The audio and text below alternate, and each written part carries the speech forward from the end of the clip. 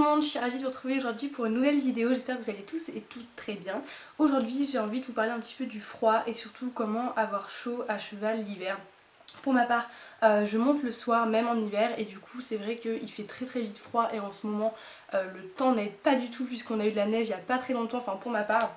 Donc je voulais vous donner un petit peu mes techniques niveau vêtements, qu'est-ce que je mettais, comment je les portais pour ne pas avoir froid et pour protéger un maximum du froid. Voilà, c'est des petites astuces que vous utilisez déjà peut-être ou peut-être pas. J'espère pouvoir vous aider en tout cas. N'hésitez pas à me dire en commentaire si vous en avez d'autres, ça peut toujours être intéressant. Moi je vous parle de ce que je connais, ce que j'ai expérimenté et voilà les choses que j'utilise vraiment pour me protéger du froid. Première chose que je peux pas vraiment vous montrer mais que je peux vous conseiller avant d'aller au cheval, si vous y allez même la journée qu'il fait froid etc, essayez de sortir de chez vous et d'avoir déjà chaud. Ça va vous aider en fait à chauffer vos vêtements, c'est à dire que mettez vos vêtements, je sais pas moi, 20-30 minutes avant de partir, comme ça vous avez le temps d'avoir chaud dans vos vêtements avant de sortir. Je sais pas si vous voyez ce que je veux dire, mais ça peut marcher même pour aller en cours ou pour ce genre de choses, vous avez le temps de vous approprier les vêtements et de faire en sorte d'avoir déjà chaud pour sortir. Bon, on va commencer tout de suite au reste de la vidéo, donc je vais vous parler un petit peu des vêtements que je mets, comment je les porte surtout, et c'est parti. Chaussettes pour moi très importantes parce que je pense que c'est là où on a le plus froid en hiver, vraiment les mains et les pieds. Alors pour ma part il n'y a pas de grand secret, j'utilise des chaussettes en fait qui sont toutes en fine comme un petit peu les chaussettes Kingsland qu'on connaît tous parce que sinon ça ne passe pas avec mes bottes, mais l'hiver c'est vrai que les Kingsland sont vraiment très fines et ne tiennent pas assez chaud. Du coup j'ai trouvé d'autres paires de chaussettes en fait comme celle-ci, donc c'est des chaussettes de chez Horse Pilot, mais vous en avez dans plein de marques, qui sont vraiment rembourrées au niveau du pied, du bout des pieds, du talon, et ici qui sont vraiment toutes fines en fait, comme les Kingsland, donc ça c'est vraiment génial parce que c'est vraiment au pied qu'on a froid. Moi je sais qu'au mollet c'est pas là où je vais tendance à avoir froid, donc ça me dérange pas que ce soit fin ici. Vous en avez aussi de chez Alexandra Lederman qui sont plus épaisse au niveau du pied et plus fine là. Je sais que Fuganza en fait aussi, j'en ai deux paires mais je peux pas vous les montrer parce qu'elles sont déjà au sale vu que je les utilise tout le temps.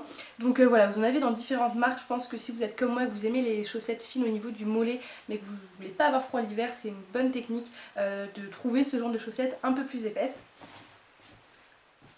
Ensuite toujours pour les pieds mais aussi pour les jambes, je vous conseille de mettre un collant. Donc là je vous ai montré un collant fin, ça va dépendre de la taille de votre pantalon.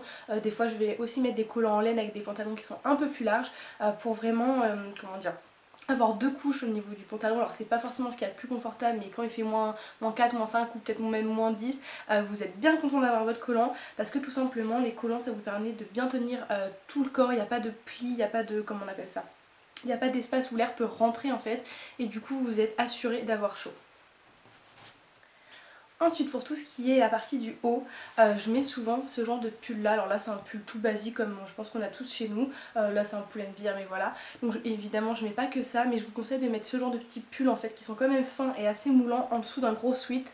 Tout simplement ça va faire comme le collant, vu que ça va vraiment mouler votre corps, votre peau, ça va ne pas laisser trop de place pour passer les courants d'air, pour passer le froid, ça va pas faire de plis comme un gros sweat peut le faire vu que ça reste quand même un sweat large généralement. Voilà, avoir un petit truc comme ça moulant en dessous, même les vêtements de ski, les espèces de sous-pulls de ski col roulé, c'est vraiment l'idéal.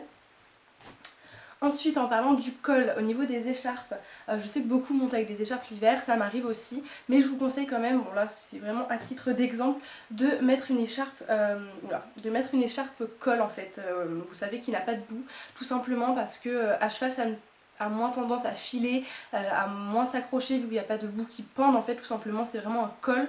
Donc je pense que c'est quand même mieux pour monter à cheval, enfin en tout cas je sais que mon coach préconise ce genre d'écharpe pour monter à cheval, donc je vous le conseille aussi.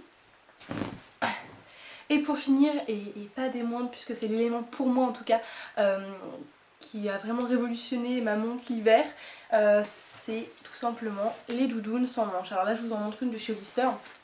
J'en ai, enfin il y a plein d'autres marques, vous en trouvez partout à tous les prix, toutes les gammes, toutes les couleurs. Moi elle est assez flashy parce que j'aime bien ça. Donc voilà, pourquoi une doudoune sans manches? Tout simplement parce que quand je vais avoir un pull en dessous, ou même deux si je mets un sous-pull, plus un manteau, je peux avoir chaud à force de monter à cheval si je monte en manège, etc.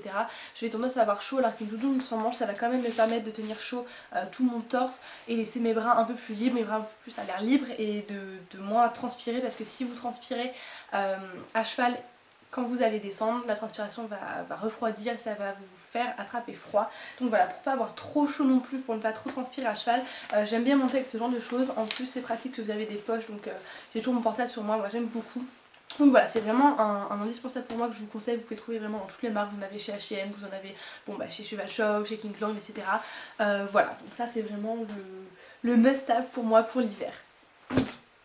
Donc voilà, j'espère que cette petite vidéo vous a plu, ce fut court mais intense. Donc voilà, c'était un petit peu mes astuces, j'avais envie de partager ça avec vous. Encore une fois, n'hésitez pas à dire si vous en avez d'autres dans la barre d'infos, j'allais dire, dans les commentaires. Je sais que beaucoup vont utiliser des gants rembourrés, etc.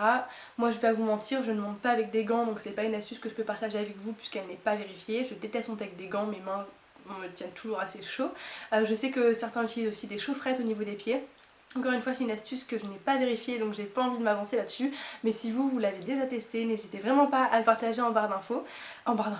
N'hésitez vraiment pas à le partager en commentaire. Et du coup, moi je vous laisse et je vous fais de gros bisous et à très bientôt.